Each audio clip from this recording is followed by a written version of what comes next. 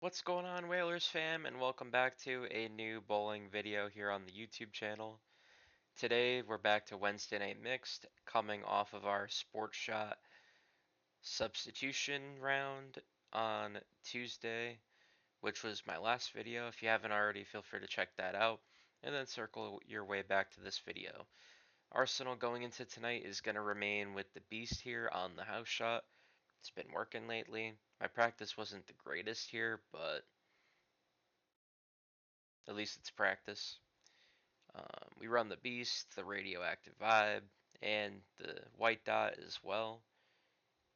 Going into this evening, we are 4th place with only a couple of weeks to go. So trying to win every single point humanly possible is a bit ideal for us. We are going to finish above 500 regardless. So yeah, we just got to take points as much as possible. Have that really good payout. That would be nice too. Um, So yeah, that's kind of our game plan today, and continue to build on that 180 average, which going into this evening, our average is going to be 182. So that'll be good for us. One more good night tonight, though, I think will pretty much seal the deal on being 180 to finish. At least by what I would assume, anyway. But anyhow, we got to get through tonight first, which is the most important thing.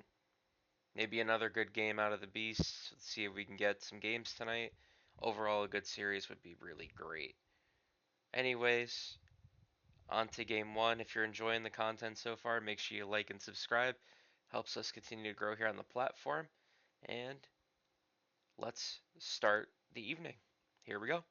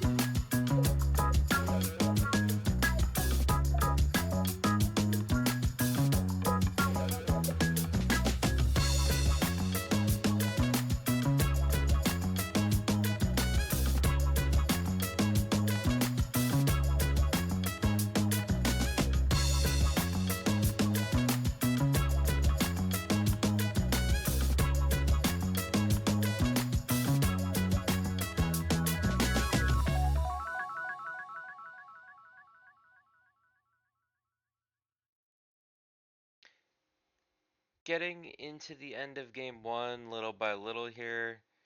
We're off to a very solid start. 5 in a row through 5, but we open in the 6th.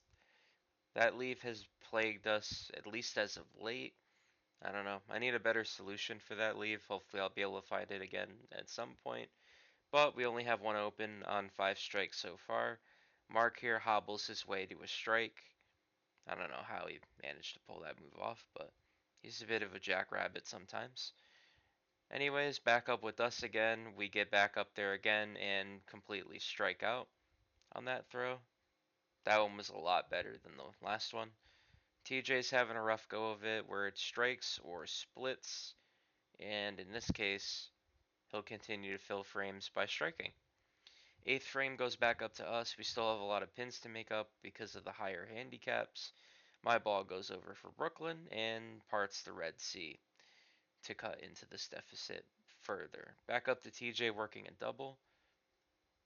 He'll continue to take pins down to go to a triple. Deficit trims to 20 now. Mark is back up. I'm pretty sure you know what Mark's going to do if he's back up here at this point. He's going to run away. It strikes. We're now only down by 8 with me working on doubles. Beast goes back up again, and we clean it up once again. Going into the 10th frame, it's kind of crazy that we've literally only opened or had one frame where it's not even a strike. So TJ continues to keep going with strikes, 4 in a row now for him. Mark's up in the 10th here. He's going to knock them all down, and he will finish game 1 with a 214. It's one of his higher games on the season. For us, this is going to be a high game with the Beast. Potential high game. Once again, same problem in the 6th frame here, where we leave these 3 corners. Thinking I was going to get it. I was proven wrong. 10 pin stays up, and we finish with a 230.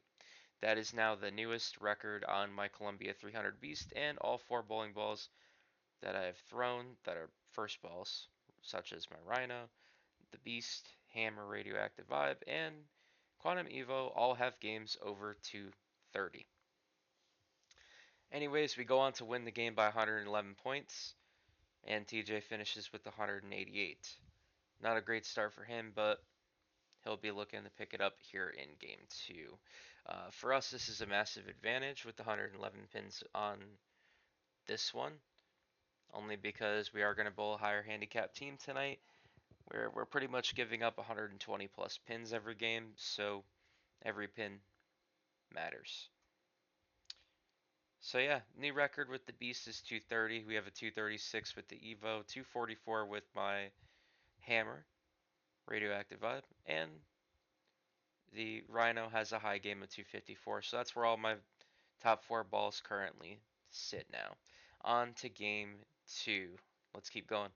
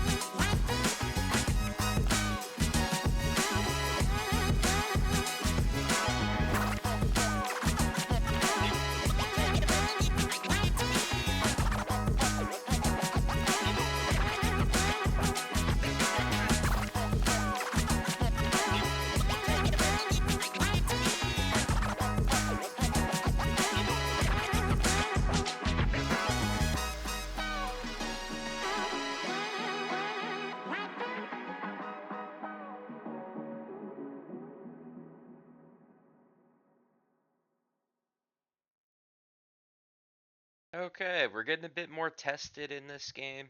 We're seeing different spares now, so it's a bit of a variety of spares now. We are getting challenged a bit more than we were in the first game where we were striking so much. Obviously, that was going to end at some point soon. TJ is continuing to fill frames, only having an open in the first. For us, we're still clean at this exact moment, although this is a very bad first ball for me. This is a leave I don't see often, but we're going to go at it head on, and we take this leaf, which is kind of funny how I can't get that spare with only 3 of them on the right side. It's kind of funny how that happens. Anyways, Mark's back up. He's also on a clean game. He'll strike there. Back to us now. I throw this pretty poorly and leave the washout, which usually comes up if I throw it pretty badly. I try to fix this. Ball hook's just a little too early, and we take 2.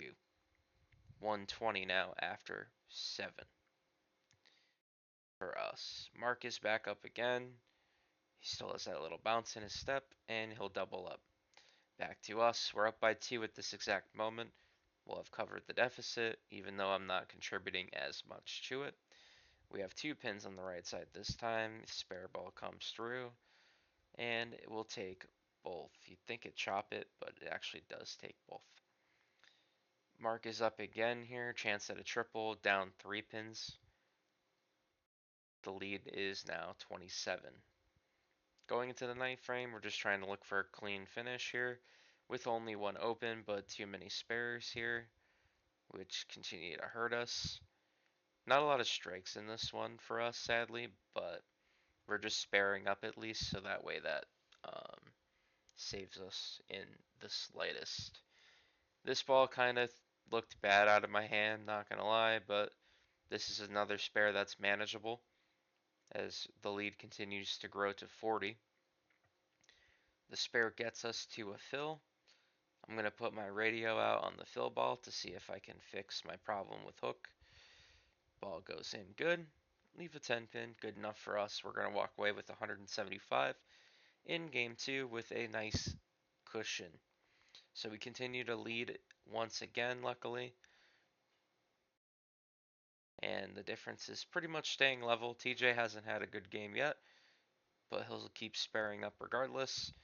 Him splitting 3 times after putting up a ham bone hurt a lot on his game, but he'll finish with a 177, beating me by just 2 pins, ironically. We do win by 71 going into game 3. I don't really have too much to say because realistically we've only had 3 opens, and 2 of which out of the 3 I would rather have back at this moment. But other than that, it's pretty perfect as we're sitting on 405 with 1 more game to play and a shot at 600, or at least above 575, which either way you look at it. But yeah, Mark once again, another 200 game here with a 203. He sneaks in quietly, and every point matters at this point in the season, so these wins just get better and better. As you can see, there is a lane to the right of us, which we were supposed to bowl on, but we got moved 1 lane over because the lanes to our right are not currently in service. Although, at the time this video is recorded, they are back running again. With that said, on to game 3. Let's finish strong.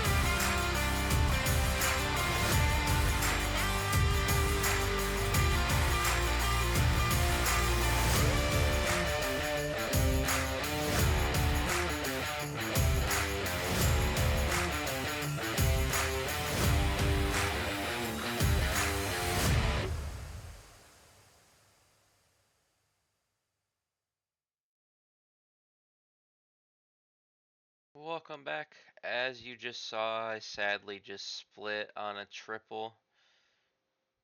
With that said, though, I am taking two here. We were perfect on splits up until this exact moment. This game did see a lot more challenge in it, where we were fighting off a 10 pin to start out. We missed that because we haven't been shooting those all night. We're back on the strike track going into the ninth frame, though. This is another crucial 10 pin here, our second one of the evening. And we just do a simple ball roll to get it, and it goes. So yeah, we're at 154 through 9 frames. Mark's going to fill out here. He will just miss his run at 600 tonight with a strike to close out and a 169 finish. We're back up here in the 10th now.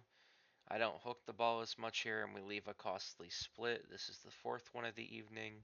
We're going to let the radio take care of business here, a little loft in it, and I take everything, which at the time I needed to. And we throw another ball up. This one doesn't hook as much again, and we only take 6 on the fill. So we finish with a 187. Now at the time, obviously the difference is a lot higher because everyone on their team's pretty much at average basically, and then the anchors got more. But for us, at the time, total was super close, but after corrections were made, it wasn't, and we ended up getting the total regardless. I'll talk about it in the stat breakdown. But TJ's going to finish with a 185. Not really a great night from him, but he will be looking to bounce back in our Monday session. But for me, though, I do finish with a 592, 230, 175, 187, 46 over the average tonight. We are going to take away 7 of 9, and our record continues to grow to 57 and 33, which means we are now in a 4th place tie going into week 11. As you can see, my best game of the night, game 1, is on the screen, and our team stats are shown below that. So yeah, we lost by quite a bit in game 3, but total it wasn't as close as what the full version of the video is going to look like because of handicaps that needed it adjusted from a late sub from the other team. So yeah, either way, can't complain. We won what we could against a much tougher handicap scenario where we had to make up a ton of pins. So I'd say, considering this is probably our last matchup like that, we're looking pretty sharp going forward. We have 6 more games remaining in the Wednesday night season with a chance to try to sneak our way into first place. But right now, we are 9 points back of that. So every point going forward needs to be 1.